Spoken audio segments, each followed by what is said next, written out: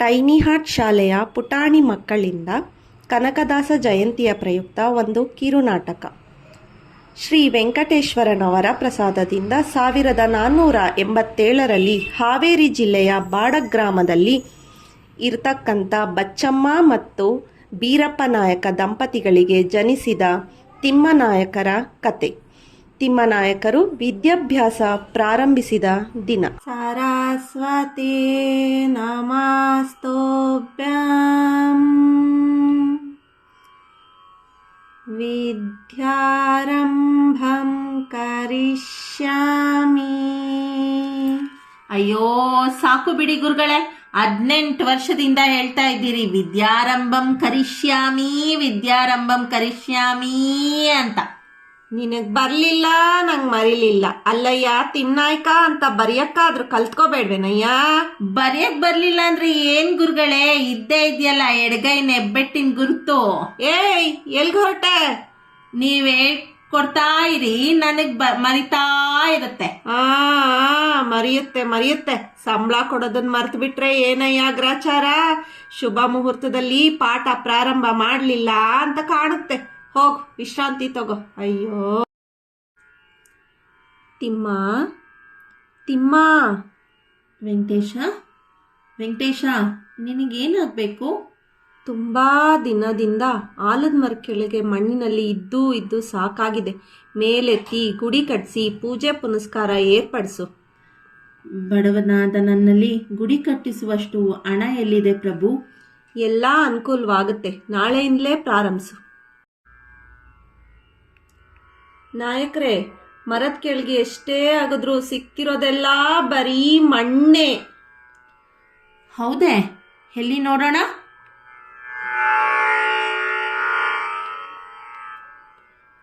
ಅಯ್ಯೋ, ನಮಗ್ ಸಿಕ್ಕಿದ್ದೆಲ್ಲ ಮಣ್ಣು, ನಿಮ್ ಕೈಲಿ ಚಿನ್ನ ಐತೆ. ಇಂದಿನಿಂದ ನೀವು ತಿಮ್ಮನಾಯಕರಲ್ಲ, ಕನಕನಾಯಕರು. ಕನಕನಾಯಕರಿಗೆ ಜೈ. ಕನಕನಾಯಕರಿಗೆ ಜೈ. ಕನಕನಾಯಕರಿಗೆ ಜೈ. ದೇವಸ್ಥಾನ ಕಟ್ಟಲು ಇಂದಿನಿಂದಲೇ ಆರಂಭ ಮಾಡಿ. ನಾಯಕರೇ, ಶತ್ರುಗಳು ಬೆನ್ನಟ್ಟಿ ಬರ್ತಿದ್ದಾರೆ, ನಮ್ಮನ್ನು ಕಾಪಾಡಿ. ನಾರಾಯಣ. ನೀರು. ವೆಂಕಟೇಶ. ಕೂಗಿದೆಯಾ ಕನಕ? ಇಲ್ಲ, ಸಂಕಟದಲ್ಲಿ ಸ್ಮರಿಸಿದೆ. ನಿನ್ನ ತಾಯಿಯ ಆಸೆಯಂತೆ ಅರಕೆಯಂತೆ ನೀನು ನನ್ನ ದಾಸನಾಗು. ನಿನ್ನ ಈ ಸಂಕಟವೇಕೆ, ಎಲ್ಲ ಸಂಕಟದಿಂದ ಮುಕ್ತನಾಗುವೆ. ಆಗಲಿ ಸ್ವಾಮಿ, ತಾಯಿ ಮಾತನ್ನು ನೆರವೇರಿಸುವುದಕ್ಕೆ ನಾನು ನಿನ್ನ ದಾಸನಾಗುವೆ. ಅಡ್ಬಿದ್ದೆ ಮಹಾಸ್ವಾಮಿ. ಯಾರು ನೀನು? ನಾನು ಕನಕ. ಯಾವ ಕನಕ? ಕುರುಬರ ಕನಕ. ನನ್ನಿಂದೇನಾಗಬೇಕಪ್ಪ? ಮಂತ್ರೋಪದೇಶ ಆಗಬೇಕು. ಕುರುಬನಿಗೇನೋ ಮಂತ್ರವೋ, ಕೋಣನ ಮಂತ್ರ? ಮಹಾಪ್ರಸಾದ ಅಷ್ಟೇ ಸಾಕು ಸ್ವಾಮಿ. ಕೋಣ ಕೋಣ ಕೋಣ ಕೋಣ ಕೋಣ ಕೋಣ ಕೋಣ ಕೋಣ ಕೋಣ ಕೋಣ ಕೋಣ ಕೋಣ ಕೋಣ ಕೋಣ ಕೋಣ. ಭಕ್ತ, ನಿನ್ನ ಭಕ್ತಿಗೆ ಮೆಚ್ಚಿದ್ದೇನೆ. ಏನ್ ಬೇಕು? ಮಹಾಸ್ವಾಮಿ, ಇದೋ ನಿಮ್ಮ ಮಂತ್ರ ಫಲಿಸಿತು. ಇದೋ ಕೋಣ. ಇದು ಸಾಕ್ಷಾತ್ ಯಮಲೋಕದ ಕೋಣ. ಕನಕ, ನೀನು ಪರಮಧನ್ಯನು. ಭಲ ಕನಕ, ಭಲ. ನೀನು ಭಕ್ತ ಶಿಖಾಮಣಿ. ನಮ್ಮ ಮಠದಲ್ಲಿದ್ದು ತೀರ್ಥ ಪ್ರಸಾದ ಸ್ವೀಕರಿಸುತ್ತಾ ಶ್ರೀ ಗೋಪಾಲಕೃಷ್ಣ ಸ್ವಾಮಿಗೆ ಪಾತ್ರನಾಗು. ಮಹಾಪ್ರಸಾದ ಸ್ವಾಮಿ, ಮಹಾಪ್ರಸಾದ. ರಾಮಾಚಾರ್ಯ, ಭೀಮಾಚಾರ್ಯ, ಎಲ್ಲ ಶಿಷ್ಯಂದ್ರು ಬನ್ನಿ. ನಾಳೆ ನಾಡಿದ್ದು 2 ದಿನ ಏಕಾದಶಿ ಇರೋದ್ರಿಂದ 2 ದಿನ ಉಪವಾಸ ಮಾಡುವುದು ತುಂಬಾ ಕಷ್ಟ. ಈ ಬಾಳೆಹಣ್ಣನ್ನು ಯಾರು ನೋಡದೇ ಇರೋ ಸ್ಥಳದಲ್ಲಿ ಭಕ್ಷಿಸಿ.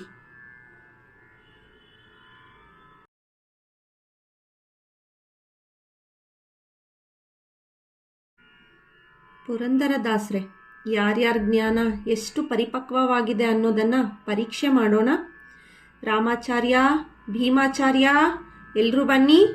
ಮೊನ್ನೆ ಏಕಾದಶಿ ಪ್ರಯುಕ್ತ ನಿಮಗೆ ಹಣ್ಣನ್ನು ಕೊಟ್ಟಿದ್ದೆ, ಅದನ್ನು ತಿಂದ್ರಾ?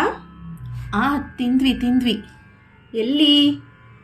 ಊರ್ ಮಧ್ಯೆ ಮುಖ್ಯ ಪ್ರಾಣ ಗುಡಿ ಹತ್ರ ಯಾರು ಇಲ್ಲದನ್ನ ನೋಡಿ ತಿಂದೆ. ರಾಮಾಚಾರ್ಯ, ನೀನು? ಮನೆಗೆ ಹೋಗಿ ಹಾಸಿಗೆ ಹಾಕ್ಕೊಂಡು ಮುಸ್ಕು ಹಾಕಿ ಸಿಪ್ಪೆನೂ ಸುಲಿದೆ ಘಳಂ ಅಂತ ತಿಂದೆ. ನಾನು ಜಳಕ ಮಾಡೋಕೆ ಹೋದೆ, ನಾರಾಯಣ ಅಂತ ಮೂಗು ಮುಚ್ಕೊಂಡು ಮುಳುಗ್ದೆ, ಕೃಷ್ಣ ಅಂತ ಮೇಲೆದ್ರಿ, ಅಷ್ಟ್ರಲ್ಲಿ ತಿಂದಿನ್ರಿ. ಕೃಷ್ಣ, ನೀನು?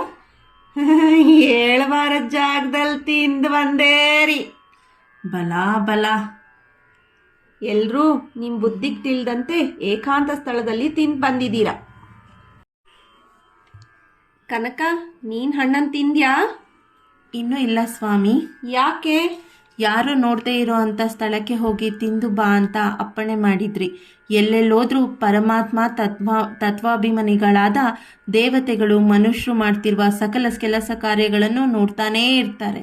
ಎಲ್ಲಿ ಅವರು ನೋಡುವುದಿಲ್ಲವೋ ಅಂತಹ ಏಕಾಂತ ಸ್ಥಳಗಳೇನಾದರೂ ನಿಮಗೆ ಗೊತ್ತಿದ್ದರೆ ತಿಳಿಸಿ, ಹೋಗಿ ತಿಂದು ಬರುವೆ.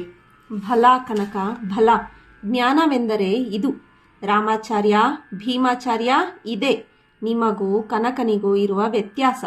ಸಾವಿರಾರು ಶ್ಲೋಕಗಳನ್ನು ಕಲಿತ ಶಬ್ದ ಭಂಡಾರಯುಕ್ತ ಜ್ಞಾನಕ್ಕೂ ಪರಮಾತ್ಮನ ಸಾಕ್ಷಾತ್ಕಾರವೂ ಪಡೆಯಲು ಪ್ರಯತ್ನಿಸುತ್ತಿರುವ ಜ್ಞಾನಕ್ಕೂ ಇದರಲ್ಲಿ ಯಾರು ಶ್ರೇಷ್ಠರು, ಯಾರು ಕನಿಷ್ಠರು, ನೀವೇ ನಿರ್ಧರಿಸಿ.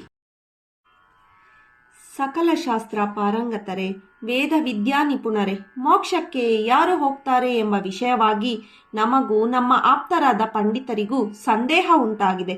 ಅಪಾರ ಜ್ಞಾನ ಸಂಪನ್ನರಾದ ನೀವು ಈ ವಿಷಯವಾಗಿ ವಿಚಾರ ನಡೆಸಿ ಒಂದು ತತ್ವ ನಿರ್ಣಯಕ್ಕೆ ಬರುವಿರೆಂದು ನಾನು ಅಪೇಕ್ಷಿಸುತ್ತೇನೆ. ಯಾವ ಜನ್ಮದಲ್ಲಿ ಎಷ್ಟೇ ಸಾಧನೆ ಮಾಡಿದ್ರೂ ತಪಸ್ಸು ಮಾಡಿ ಸಿದ್ಧಿಯನ್ನು ಪಡೆದಿದ್ದರೂ ಬ್ರಾಹ್ಮಣ ಜನ್ಮ ಬರೋ ತನಕ ಮೋಕ್ಷ ಸಿಗುವುದಿಲ್ಲ ಎಂಬುದು ನಮ್ಮ ಅಭಿಪ್ರಾಯ. ಕೇವಲ ನಮ್ಮಿಬ್ಬರ ಅಭಿಪ್ರಾಯವಲ್ಲ, ಸಕಲ ಶಾಸ್ತ್ರಗಳ ಮಜಿತಾರ್ಥ. ಈ ವಿಷಯದಲ್ಲಿ ಯಾರಾದರೂ ಸಮಂಜಸವಾದ ಉತ್ತರ ಕೊಡುತ್ತೀರಾ? ಈ ವಿಷಯದಲ್ಲಿ ಪಂಡಿತರಲ್ಲದೆ ಪಾಮರರು ಭಾಗವಹಿಸಬಹುದಲ್ಲವೇ? ಪಂಡಿತರಿಗೆ ಅರ್ಥವಾಗದ ವಿಷಯ ಗಾಢವಾದ ವಿಚಾರ ಪಾಮರರಿಗೆ ಉತ್ತರಿಸಲು ಸಾಧ್ಯವೇ? ಅಂತ ಸಮರ್ಥರು ಯಾರಾದರೂ ಇದ್ದರೆ ಮುಂದೆ ಬಂದು ಮಾತನಾಡಬಹುದಲ್ಲ. ಕನಕ, ಇಲ್ಲಿರುವ ಮಹಾಪಂಡಿತರಲ್ಲಿ ಯಾರು ಯಾರು ಮೋಕ್ಷಕ್ಕೆ ಹೋಗುತ್ತಾರೆ ಎಂದು ಹೇಳುವಿಯಾ? ಮಹಾಸ್ವಾಮಿಗಳೇ, ತಾವು ಹೀಗೆ ಸಾಮೂಹಿಕವಾಗಿ ಕೇಳಿದರೆ ಏನು ಹೇಳಿ? ವೈಯಕ್ತಿಕವಾಗಿ ಅಪ್ಪಣೆ ಮಾಡಿದರೆ ನನ್ನ ಅಲ್ಪ ಬುದ್ಧಿಗೆ ತಿಳಿದಷ್ಟನ್ನು ಹೇಳ್ತೀನಿ. ಇವರು ಭೀಮಾಚಾರ್ಯ, ಸಕಲ ಶಾಸ್ತ್ರ ಪಾರಂಗತರು, ಯೋಗ ನಿಪುಣರು, ಮಹಾತೀರ್ಥದಲ್ಲಿ ಮಿಂದು 3 ಸಲ ಭರತಖಂಡಗಳನ್ನು ಬಳಸಿ ಬಂದಿದ್ದಾರೆ. ಇವರು ಮೋಕ್ಷಕ್ಕೆ ಹೋಗುತ್ತಾರೆಯೇ? ಇವರು ರಾಮಾಚಾರ್ಯ, 4 ವೇದಗಳನ್ನು ಪಾರಂಗತ ಮಾಡಿದ್ದಾರೆ, ವಿದ್ಯಾವಂತರು, ಮಹಾಪಂಡಿತರು. ಇವರು ಹೋಗುತ್ತಾರೆಯೇ? ಇಲ್ಲ. ಇವರು ಪುರಂದರದಾಸರು, ಪಾಂಡುರಂಗನ ಅಂತರಂಗ ಭಕ್ತರು. ಇವರು ಹೋಗುತ್ತಾರೆಯೇ? ಇವರೂ ಇಲ್ಲ. ಕನಕ, ನಾವು? ಕ್ಷಮಿಸಿ, ತಾವು ಸಹ ಇಲ್ಲ. ಮತ್ತೆ ಯಾರು ಹೋಗ್ತಾರೆ? ನೀನು ಹೋಗ್ತೀಯಾ? ನಾನು ಹೋದರೆ ಹೋದೇನು? ಹೋ ಇವನು ಮಾತ್ರ ಹೋಗ್ತಾನೆ. ಪಂಡಿತರೆ, ವೃತಃ ಕೋಪಿಸಬಾರದು. ನನ್ನ ಮಾತು ನಿಮಗೆ ಅರ್ಥವಾಗಲಿಲ್ಲ. ಅರ್ಥವಾಗದೇ ಇರೋದಕ್ಕೆ ಏನು ಶಾಸ್ತ್ರದ ಕಗ್ಗಂಟೆ? ನಾನು ಹೋದರೆ ಹೋದೇನು? ನಿನ್ನ ಪರಭಾಷೆ ಕನ್ನಡಕ್ಕೆ ವ್ಯಾಖ್ಯಾನಕಾರರು ಬೇರೆ ಬೇಕೇ? ದಯಮಾಡಿ ಕೇಳಿ, ನನ್ನ ಅಭಿಪ್ರಾಯ ಇಷ್ಟೇ. ನಾನು ಅನ್ನೋ ಭಾವ ಹೋದರೆ ಓದೇನು, ಇದ್ದರೆ ಇದ್ದೇನು ಎಂದರ್ಥ. ಭೀಮಾಚಾರ್ಯ, ಕೇಳಿದಿರಾ? ಸ್ವಾರಸ್ಯ ಇದು. ಪರಭಾಷೆ ಕನ್ನಡವಲ್ಲ, ಕಸ್ತೂರಿ ಕನ್ನಡ. ನಾನು ಹೋದರೆ ಹೋದೇನು ಅನ್ನೋ 3 ಶಬ್ದದಲ್ಲಿ 3 ಲೋಕ ತುಂಬಿಸುವ ನಾನು ಎಂದರೆ ನಾನು ಎಂಬಂತಹ ಅಹಂಕಾರ. ಅದು ಅಳಿದರೆ ಓದೇನು, ಇದ್ದರೆ ಇದ್ದೇನು ಎಂದು. ಸ್ವಾಮಿ, ಯಾಕೆ ಈ ಮೇಲು ಕೀಳು ಎಂಬ ಭಾವ? ಪರಮಾತ್ಮನನ್ನು ಅನನ್ಯ ಭಕ್ತಿಯಿಂದ ಪೂಜಿಸುವವರೇ ಉತ್ತಮರು. ಹರಿಷಟ್ ವರ್ಗಗಳಿಗೆ ಬಲಿಯಾಗಿ ಪಾಪ ಮಾಡುವವರೇ ಅಧಮರು. ಈ ಎರಡೂ ಕುಲವಲ್ಲದೆ ಜಗತ್ತಿನಲ್ಲಿ ಬೇರೆ ಕುಲವಿಲ್ಲ. ಅದಕ್ಕಾಗಿ ಬಡೆದಾಡುವುದು ಯಾವ ನ್ಯಾಯ? ಕುಲ ಕುಲ ಕುಲವೆಂದು ಹೊಡೆದಾಡದಿರಿ, ನಿಮ್ಮ ಕುಲದ ನೆಲೆಯನೇನಾದರೂ ಬಲ್ಲಿರ.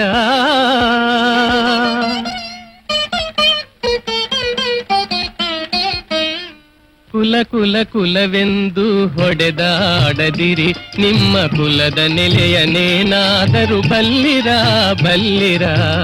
ಕುಲ ಕುಲ ಕುಲವೆಂದು ಹೊಡೆದಾಡದಿರಿ, ನಿಮ್ಮ ಕುಲದ ನೆಲೆಯನೇನಾದರೂ ಬಲ್ಲಿರ ಬಲ್ಲಿರ. ಕುಲ ಕುಲ ಕುಲವೆಂದು ಹೊಡೆದಾಡದಿರಿ.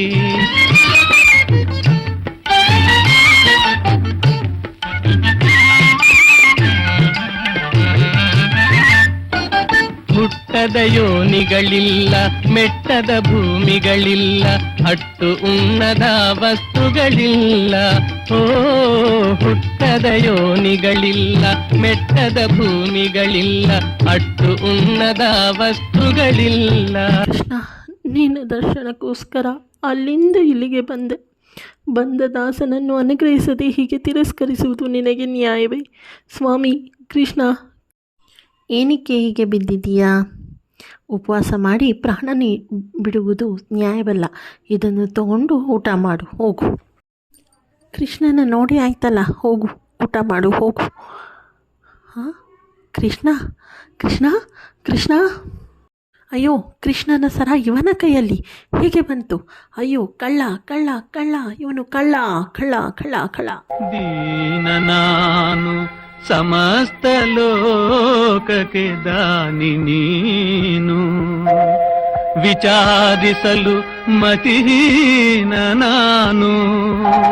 ಮಹಾಮಹಿಮ ಕೈವಲ್ಯಪತಿ ನೀನು, ಏನ ಬಲ್ಲೆನು ನಾನು, ನೆರೆ ಸುಜ್ಞಾನ ಮೂರ್ತಿ ನೀನು. ನಿನ್ನ ಸಮಾನರುಂಟೆ ದೇವಾ, ರಕ್ಷಿಸು ನಮ್ಮ ಅನವರತ ದೇವಾ ದೇವಾ ದೇವಾ.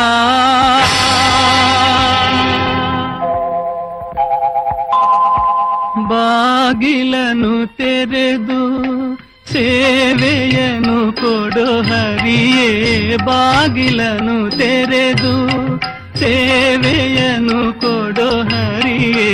ಕೂಗಿದರು ಧ್ವನಿ ಕೇಳಲಿಲ್ಲವೇ, ನರಹರಿಯೇ ಬಾಗಿಲನು ತೆರೆದು, ಹರಿಯೇ ಬಾಗಿಲನು ತೆರೆದು, ಬಾಗಿಲನು ತೆರೆದು,